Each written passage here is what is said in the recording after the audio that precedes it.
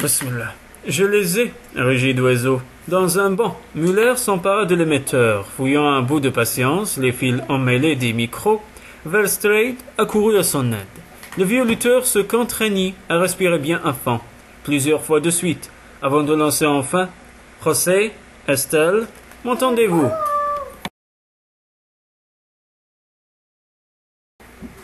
Le menton sur la poitrine, les deux missionnaires dormaient. Soudain, un trait de conscience les arracha à leur torpeur.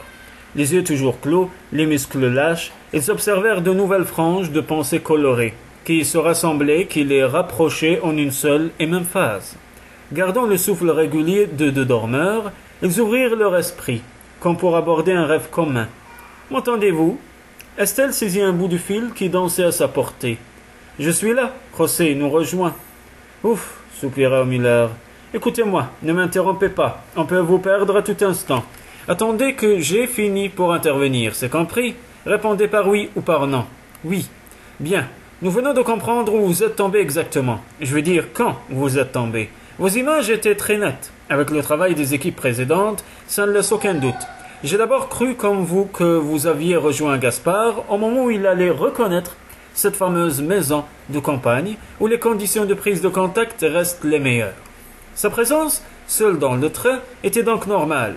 Mais ça ne colle pas, en réalité. Vous avez atterri une quinzaine de jours plus tard, c'est-à-dire pile lorsque lui et Sylvia, puisque son véhicule ne marchait pas, arrivaient ensemble par le train.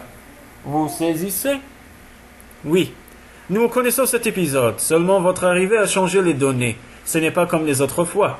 J'ai du mal à comprendre pourquoi, mais ce qui est sûr, c'est que vous tenez à présent le rôle. Vous avez pris la place de Gaspard et Sylvia. Vous êtes assis où ils l'étaient. Vous vous rendez où ils allaient.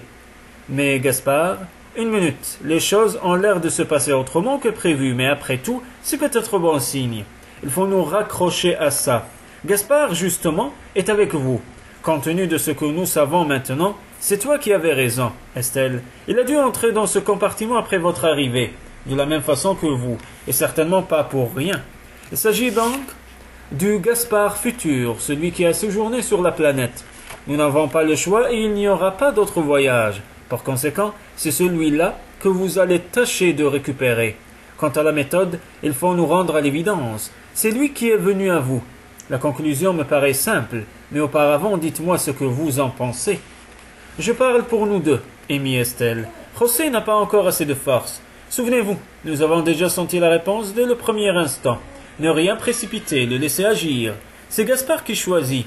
Muller évalua le temps qui leur restait, jetant un rapide coup d'œil en direction de Marina, qui se tenait tout près de lui, récepteur collé à la tempe. « Oui, dit-il, pas d'autre solution. Il faut le laisser agir, c'est pour vous qu'il est là. Alors pas d'initiative pour le moment. Mais par pitié, qu'il fasse vite. Puisque la route est toute tracée, il ne vous reste qu'à entrer pleinement dans la peau de ces deux-là. Vous connaissez l'histoire, à vous de jouer. Faites ce qu'ils ont fait, faites ce que veut Gaspard et ramenez-le. » « Et eux, reprit Estelle, nous avons pris leur place, d'accord, mais où sont-ils? Je n'en sais rien. Concentrez-vous, creusez vos personnages, servez-vous de votre entraînement. Nous vous attendons. Essayez de ne pas traîner en route. » Les deux missionnaires laissèrent affluer leur mémoire implantée. Gaspard et Sylvia prononçaient leurs gestes, leurs paroles, leurs sensations par la passivité active. Ils s'efforcèrent d'atteindre le niveau souhaité. Peu à peu, les rôles s'affirmèrent.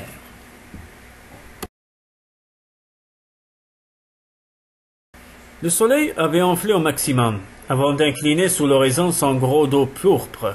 Des arbres géants frissonnaient au loin. Tous deux tendaient l'oreille. Un instant, Sylvia se rapprocha de Gaspard pour lui passer un bras affectueux autour de la taille. C'était l'heure où s'élevait la chanson des grillons, auquel un crapaud ajoutait parfois sa voix grave. Insouciante, Sylvia ramassait de temps à autre de petits cailloux, qu'elle lançait avec une précision diabolique sur les piquets de bois brandissant des barbelés en bordure. Le chemin, montant, s'incurvait sur la hauteur. Au sortir de cette courbe, la maison leur apparut enfin. D'abord paisible, sans originalité, avec un soupir de soulagement, il posa à terre son sac de voyage et puisa dans sa poche un trousseau de vieilles clés, longues et lourdes. La porte grinça sur ses gants, respectant les usages. Ils étaient chez eux pour quelques jours. Gaspard aurait préféré venir en auto. Il n'était pourtant pas esclave du volant, mais cette arrivée en train avait ressemblé à une véritable expédition. Heureusement qu'il avait eu la bonne idée d'apporter le gros matériel dans la semaine. Il plongea la main dans sa poche en s'exclamant « Au fait !» et jeta sur la table une chaînette en or avec son médaillon qui dessinait un G stylisé. « C'est pour toi !» Sylvia se pendit à son cou. La nuit fut douce, les draps de la cousine sentaient le tilleul. Le lendemain, ils partirent dès l'aube pour sillonner le pays, sac au dos. Une bonne journée, harassante mais pleine d'éclats de rire, où ils abattirent une bonne trentaine de kilomètres à force de détours imprévus dans les méandres des sous-bois. Tout de même, la vue de leur logis leur attira une double exclamation satisfaite. Depuis un bon bout de temps, un drôle de chien les suivait. Au fil des minutes, elle s'était enhardie jusqu'à venir parfois gambader autour de leurs jambes, accompagnant ces courses de petits jappements. Il les suivait, de si près en fin de randonnée, qu'il finit par les précéder et se retrouva assis, le derrière au frais, sur le carrelage de la grande cuisine, avant que les deux promeneurs, visage rutilant et mollets douloureux, aient songé à repousser la porte.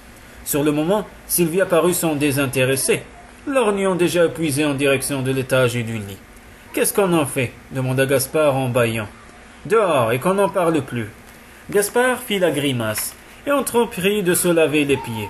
Médor avait suivi le mouvement avec empressement et considérait d'un œil grave le filet d'eau coulant du robinet de l'évier, langue pendante. « Soif » La tête dressa une oreille. Gaspard s'essuya les pieds et remplit une casserole d'eau froide. L'eau fut aussitôt engloutie à grand bruit. Sylvia traversait à cet instant la cuisine en pyjama jaune, le pas traînant. « Ah, la voilà. Je cherchais ma brosse à dents. Encore là, ce chien. Mais il ne fallait pas. Si tu commences à leur donner à manger, ils reviennent, tu verras. » Pas à manger, je lui ai donné de l'eau gratuite de la cousine. Il avait soif, n'est-ce pas? Arrête ça, et flanque-le dehors, c'est plein de puces. Rien que d'en parler, j'ai envie de me gratter. Entre-temps, elle s'était servi un gobelet au robinet. Elle est froide. Va, tu le mets dehors, quand on ferme la porte. Ne t'en fais pas, il se débrouillera. Il finira bien par retrouver son maître. Et peut-être qu'il n'en a pas. Rends-toi compte qu'il nous suivait depuis 2 heures au moins. Elle ne répondit pas tout de suite, accaparée par son brossage de dents. Au bout de 30 secondes de va-et-vient, elle se gargarisa brièvement, puis déclara d'un ton définitif. « Fous-le dehors !» En fait d'animaux de compagnie, Sylvia ne possédait qu'un tour de cou en renard véritable, légué par sa tante. À l'occasion, elle tolérait aussi les veaux, mais en escalope. Gaspard battit en retraite. Les pieds enfuis dans de profondes charentaises, l'animal trépigna d'aise en le suivant jusqu'à l'entrée. Gaspard ouvrit la porte, et le chien se lança dans la nuit, patientant quelques foulées plus loin, la queue frétillante. « Désolé à ta place, je m'installerai dans la remise là-bas. Bonne nuit. » Au lit, Sylvia grillait une dernière cigarette. « J'ai l'impression qu'il avait une blessure derrière la tête, » remarqua l'homme en se déshabillant. « Qui? Le chien ?» Elle écrasa son mégot, les paupières déjà dressées. « C'est sûrement toi qui en as une. » Gaspard éteignit la nuit, la maison craquait tout doucement de tout son entassement d'années, assommé par la marche lui aussi. Il aurait dû sombrer dans le sommeil comme la veille, mais rien à faire. Il résista une demi-heure, 1 heure, puis attentif à faire gémir le sommier, le moins possible, se leva centimètre par centimètre. Chaussa au hasard une paire d'espadrilles et se glissa jusqu'au palier. Lentement, sans que les marches gémissent, il descendit à la cuisine et là, mit à jour un restant de haricots, figés dans leur sauce, ainsi qu'une cuisse de poulet et un beau morceau de jambon bien enrobé de gras. Puis il sortit sur le seuil, torse nu, et se rendit tout droit à la remise. Pendant que le chien mangeait avec voracité, l'homme s'assit sur un monticule de terre fraîchement retourné qu'on avait aménagé dans le fond du réduit. Elle ne savait pourquoi une serpillière chiffonnée achevait de pourrir dans le coin. Il la repoussa du pied. Une fois repu, l'animal lui fit fête. Et Gaspard eut toutes les peines à le faire tenir dans son abri. Enfin, il put regagner la maison des traces roussâtres sur les espadrilles, avec des précautions de sioux. Il s'introduisit de nouveau dans le lit. « Tu es descendu nourrir cette sale bête, hein ?» lui surprit la voix de Sylvia dans le noir. Il éclata de rire. Au même instant, le chien se mit à aboyer. Ils se redressèrent, les aboiements se poursuivaient.